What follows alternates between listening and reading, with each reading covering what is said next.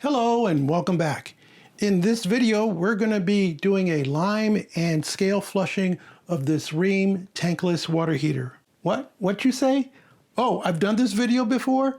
You're right, I have, but this one's different. Oh, how so? Well, let me tell you. Not only are we going to do a lime and scale flushing of this unit, we're also going to take the cover off of this so that we can clean the inside. Why is that important? Well, you may notice that the air comes in from the outside, which means that there could be pests and debris that comes inside the case. And over time, we don't want this building up. So as long as we're scaling and flushing the system, we might as well take this cover off and clean it. In addition to that, we'll also be removing the inlet water filter and cleaning it. So by the time we're finished, we will have completed 3 things. A question often asked is, how often do you need to do this? Well, that all depends on your water hardness. And depending on where you live, your water could be soft or very hard. For example, living in a suburb of Los Angeles, our water had 271 parts per million of calcium carbonate. That's how water hardness is measured. When we moved to the East Coast, we are down to 4 parts per million. On the West Coast, we would have to clean this unit every year. Now, every 2, 3, 4 years, I get around to it. How do you determine your water hardness level? Well, one easy way is just to look at your fixtures. For example, this shower fixture, which is right underneath the shower head, looks brand new. It's actually 8 years old. And no, we're not using scrubbing bubbles to make it look nice and shiny. This is the way it looks all the time. When we take a shower, all we do is just wipe it off with a towel, and that's it. Now, if yours is cloudy, gray looking, those are water deposits. You have hard water. Again, you look at this drain and this vanity, and it's spotless. You can also reach out to your water department and have them give you the water hardness level. If you have a well, you'll have to have that tested. Items that we will need to do this are 2 small hoses. One of them has to have 2 female couplers attached to it. The other one only needs 1. A 5-gallon pail. A submersible water pump. This is a little giant. It draws 5 amps. A slip joint plier. A Phillips number 2 driver or drill driver. Some towels, and some plain white distilled vinegar with an acidity level of 5% and no greater. Higher acidity could do damage to your unit, so just regular cooking vinegar is all you need. We'll be using the instructions from Rheem's lime and scale flushing procedure. Before we start, we need to shut off the water, turn off the gas, and remove power. Do not remove power by just hitting the power switch on the remote. You actually have to either unplug the unit or turn off the circuit that supplies power. In order to do this process successfully, we need to have service valves attached to the tankless unit. And if they're not there, we can't do the procedure. At that point, you'd need to call a plumber and have them install. This particular unit has a service valve for cold and hot. It's a single valve. There are some units that give you 2 valve handles instead of 1. They're both acceptable. They both work.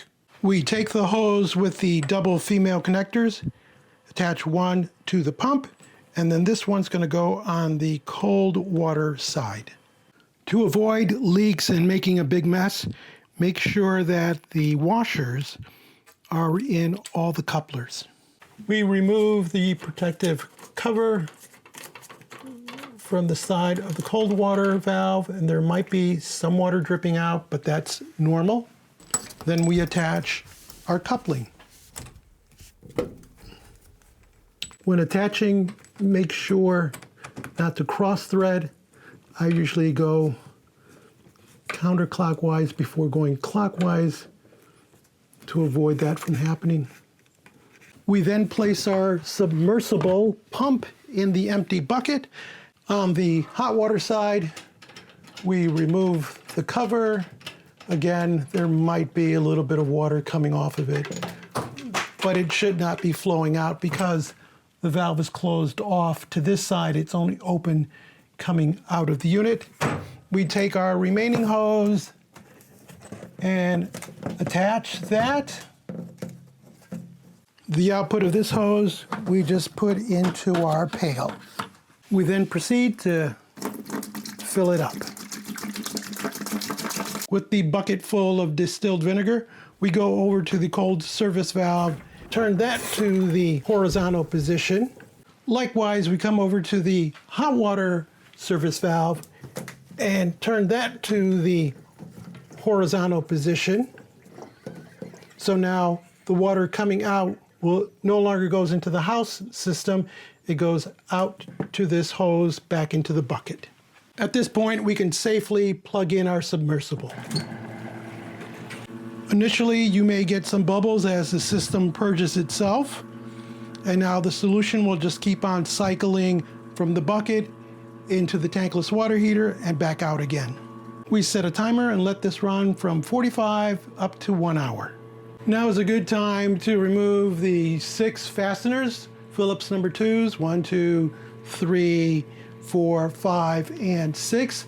And this cover will come off. Have a vacuum cleaner standing by in case there's live things crawling there that you want to suck up.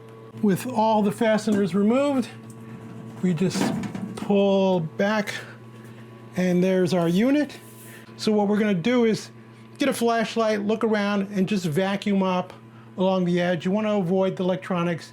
You want to avoid the tape that's here, and just work around it. And just most of your crud's going to be up on top because this intake comes and is open, and this tank is up here, and crud will just spill out over it. So just go around it and carefully just vacuum up anything that doesn't belong there. When you're finished vacuuming, don't forget to clean the inside of the cover. Once you're done with all your cleaning, and by the way, I did find one big spider that was still alive in there, and plenty of little webs, so there were things living in there. Attach the cover, it'll stay put, and that gives you a nice chance to get all your fasteners in place.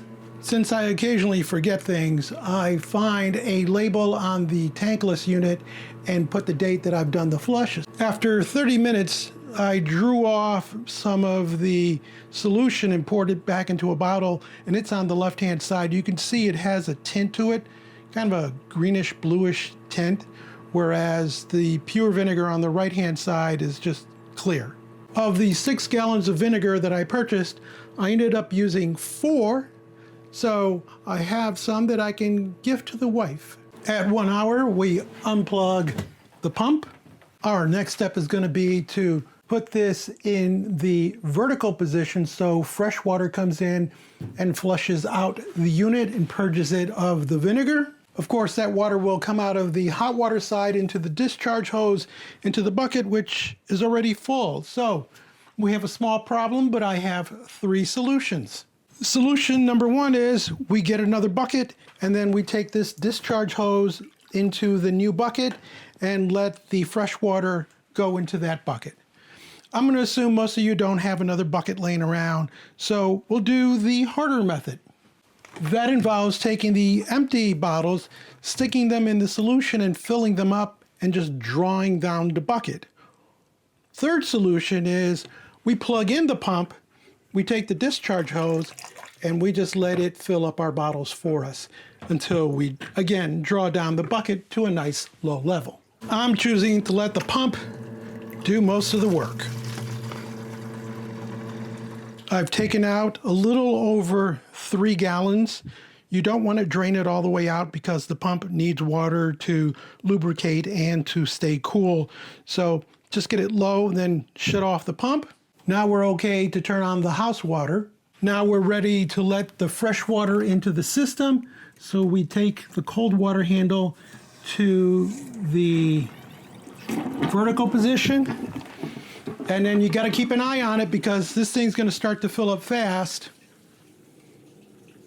as you see here. So the next thing you're going to do is you're going to go over to the hot water side and you're going to flip that into the vertical position, which will send the water into the house. So I'm going to wait until the bucket gets almost nearly full, and that should be enough water going through it to flush everything out. And then once I turn this valve vertical, I will be bypassing both my hoses, and we are back on the house system as far as water. And I'm going to do that now. As you can see, our bucket is almost full of the water that's been purging out the system. We're looking at the TPM, temperature pressure valve, and this is a great time to test that out. Some people are afraid to do it, fearing that if once they open this valve, it'll stay open. Well, if that's the case, then it needed to be replaced. So better to know that now than to really need it, because what this prevents from happening is if the system overpressurizes, lines will start rupturing, potentially could explode, but I doubt it. It'll start leaking. This will prevent that from happening if the temperature is too hot. And this will also put an end to that because it'll release. So it's a great safety tool. Every water heater, regardless of whether it's tank or tankless, should have one. And to test it, we just pull up on this lever and liquid should come out. And when you release it, it should stop. And that's the simple test. With both valves in the normal position, we can now remove the two hoses and put the caps back on. Now, you would only do that if you didn't want to clean out your filter. If we want to clean out the filter, then you need to at least leave the discharge hose in place. And what we're going to do is, once again, we're going to turn off the water coming in from the house, and we're going to turn this one so that whatever water is in here flows out to the discharge hose into the bucket, because what we're going to do is we're going to go to the filter that's over here and we're going to crack it open. And because there's water in the system, some of that will come back out at us, but most of it will come out this end as we break that vacuum. So here's the filter. It's plastic, and usually it's on tight enough that it won't turn by hand. So with the pliers, I just grab it and turn it enough to loosen, because I'm going to need my other hand to bring a towel in and get underneath and catch whatever water spills out. Sometimes it's a lot, sometimes it's a little.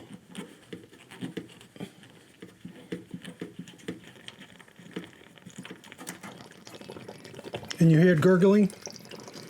Now there's water pouring out of the tankless into the bucket, and there's some dripping out this way, but most of it's going out the other way.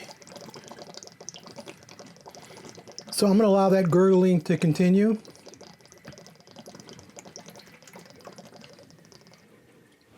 And once it's close to stopping, then I'm going to take my filter off.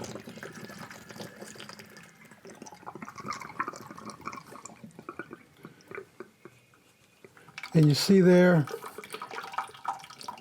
some residual water coming, so it helps to have a nice thick towel to catch that. Otherwise, the missus gets really upset. You'll probably get half a cup.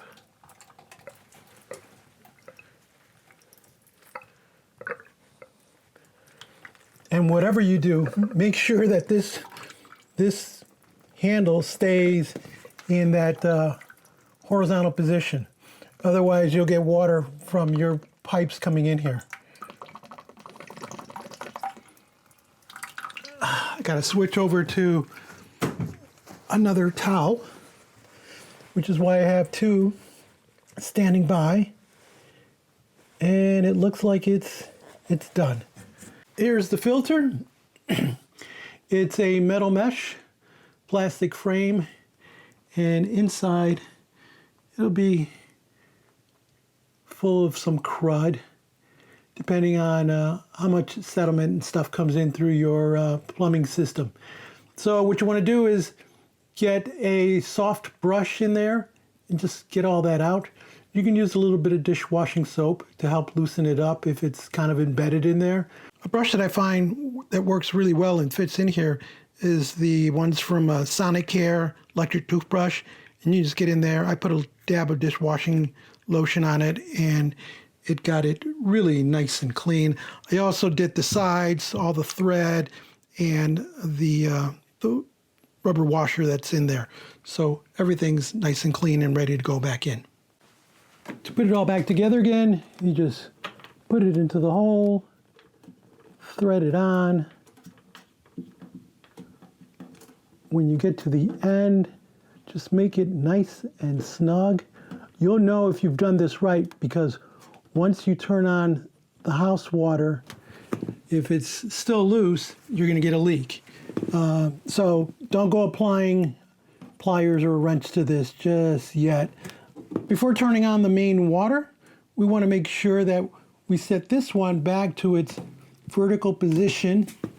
So now it's feeding the house, and now we can turn on the main water, and then we check for leaks. If you find a leak, then just tighten that a little bit, but I did it hand tight, and there's nothing leaking out of it. So we're good on this one. Now we just remove the drain hose, cap this off, and put all this stuff away so that it's ready to use the next time we need it. One of the final steps is to turn on the hot water so that we can purge the pipes of any air that might have gotten into the system. So we let that run for a bit. At this point, we still have no gas turned on and no electricity turned on to the tankless unit. This is just cold water coming in from the city inlet, going through the unit and coming back out to the fixture.